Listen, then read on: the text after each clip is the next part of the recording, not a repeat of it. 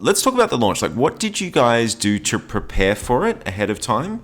And what did you do during the launch to give it a bit of momentum? Yes, so to prepare, the first thing that we did is we made a lot of changes to the copy of the website. So it was very focused on SaaS. We made it focused, like wide focus on the general market, just to cater for the AppSumo audience. We did a lot of like smaller things, like just some inside changes of the product, just to make it more stable, to be ready for a large spike of usage, email sending, and things like that. I think we also spent some time then to view the knowledge base, support docs, which is critical for AppSumo people. You want to make it easier for them. They're not the most technical people out there, so the more support docs you have, the easier it will be for you, because it's crazy when it comes to like questions, especially if it's your first time live on the platform. You get a lot of questions, and for complex products like marketing automation too, it was a crazy, like the first few days, the first couple of weeks was insane amount of support. So yeah, support docs, any support videos, the price change that I mentioned, adding the second round. So we had to do some changes in charge VA and all of that. And I think those are the things that we did before launch. There's a lot of quite lengthy process with the AppSumo team, where they create a video for you. You get to answer questions, provide like branding images, things like that. And did you hire any extra support staff to deal with the influx of new customers and new questions? No, because we didn't have the revenue prepared one. They give you support people, but it wasn't enough for it, because it was just me and my co-founder, Right. and there was another like one support person, and she was part-time, also doing support for other AppSumo launches at the time. So it Right. was tough.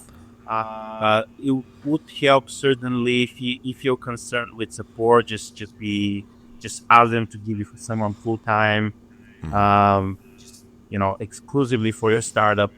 1 month, it's not like a, it's not like wide money or something like that, but it could drain you very much. I remember spending a few first days with almost no sleep, just answering questions Yeah. people see in the inbox. I've heard that story from a few founders who've done it. They said, yeah, while their AppSumo deal is live, there are just questions coming at them 24 hours a day. And so you basically have to pause everything else that you're doing in the business just to focus on the AppSumo launch. And the founders are working round the clock to answer questions, because you're getting people in all different time zones asking questions at all hours of the day. So just be prepared that it is a, a huge workload for a period of time. But at the same time, you get huge reach and you get a big chunk of cash if you do it well. Let's do a bit of a, I don't want to say post-mortem, but like looking back on the launch that you did. Is there anything that you maybe didn't do so well, or anything that you would have done differently if you had your time over again? Yeah, and negotiate for better terms. That's certainly something that I would change. But other than that, I think we did pretty well. I mean, it was the right timing for us. There wasn't any marketing automation platforms at the time, so we were like probably the first proper like marketing automation platform live on AppSumo.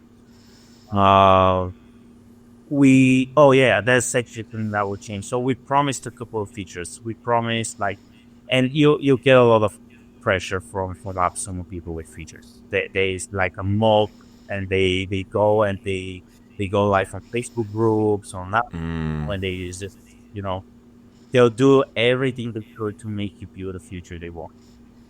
So we gave in on the WooCommerce feature, which we never Right. used. And because it's a separate product, it's not Yeah. nothing to do with SaaS. So we had to go into a completely different space. And yeah, we just at one point we're like, we're never going to do that. Yeah. And there was a lot of like people complaining, and even to this day, actually, the new owners they launched e-commerce. So they launched some like basic versions of WooCommerce and Shopify as far as I know. So finally they did it, but that's like how many years? Like four. Yeah. Yeah. So I would never promise big features and Yep. never share any ETAs on features. Just like that's it. Because you cannot. It's very hard. You have the recurring customers, which you obviously have to take care of. Their priorities are more important, and you never know. Like, there's a small thing how long it will take to launch if you had or better. I think that's really good advice because, like you said, maybe something people don't think about enough is the AppSumo audience is not necessarily your long term audience. It's very much that kind of freelancer, small agency, indie hacker type crowd, and if you build feature, they will give you feedback that makes the product more appealing to more of those customers, and that's fine. But they may not be the customers that you want to build your entire business around long term because they tend to be pretty price sensitive. So, like you're saying, like take their feedback with a grain of salt. You probably want to listen more to the people that are willing to pay, a higher price or a recurring subscription rather than the AppSumo crowd. There's value in the listening to some of the advice, some of the feature requests and some of the feedback from the AppSumo crowd, certainly. But you want to not blindly follow that because then you end up building features that are not really designed for the audience that you actually want to target. Yeah, I think that's an excellent point. Cool. Anything else that you would have done differently in hindsight? Like, did you promote the AppSumo deal yourself, or did you leave that complete like to your email list or socials or anything like that, or did you leave that completely up to no. You want to keep it away from your email list, especially your right? customers. So yeah, make sure to exclude not only the email of like the whoever has signed up, but also the Yeah. domain name of the whole company within. So you want it's like that. But yeah, the biggest safeguard there is to really make sure the recurring plan is a different.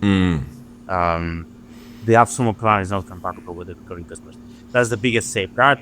The rest, some news, it will always slip, and the recurring customer will figure it out. That's certain. At least some recurring customers. So Yeah. you cannot hide it from them. Hey, it's Ryan here. If you liked that video, please click the like and subscribe button somewhere down there and check out the full interview right over here. Go on, click it. You know you want to.